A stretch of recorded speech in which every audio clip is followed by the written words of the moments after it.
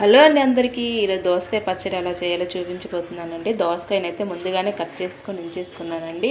అందులోకి ఒక టమాటా, పచ్చిమిర్చి, కొత్తిమీర, దోసకాయ ముక్కని సన్నగా తరగపెట్టుకున్న చిన్న చిన్న ముక్కలుగా పెట్టేసుకొని ఉంచేసుకున్నానండి. లాస్ట్లో చట్నీలో వేద్దామని ముందుగానే ప్యాన్ పెట్టి ఆయిల్ కూడా వేసేసుకున్నానండి. ఇందులో కొంచెం ఆవాలు, కొంచెం జీలకర్ర, కొంచెం మెంతులు, పచ్చిమిర్చి, కరివేపాకు, వెల్లుల్లి రెబ్బలు, కట్ చేసి పెట్టుకున్న టమాటా ఇట్లా ఒకసారి కలిపేసుకున్నాం.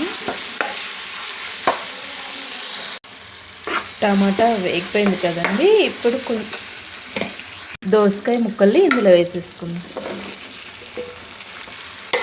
కొంచెం అంతా కొత్తిమీర కలిపేసుకుందాం. సాల్ట్ వేసుకుందాం అండి. కలిపేసుకొని మూత పెట్టేసుకుందాం. కొంచెం చూద్దామండి. కలిపేసుకుందామండి. ముక్కలన్నీ మగ్గిపోయాయండి.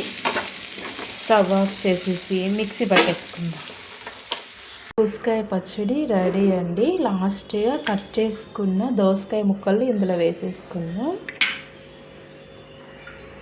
కలిపేసుకుందాం.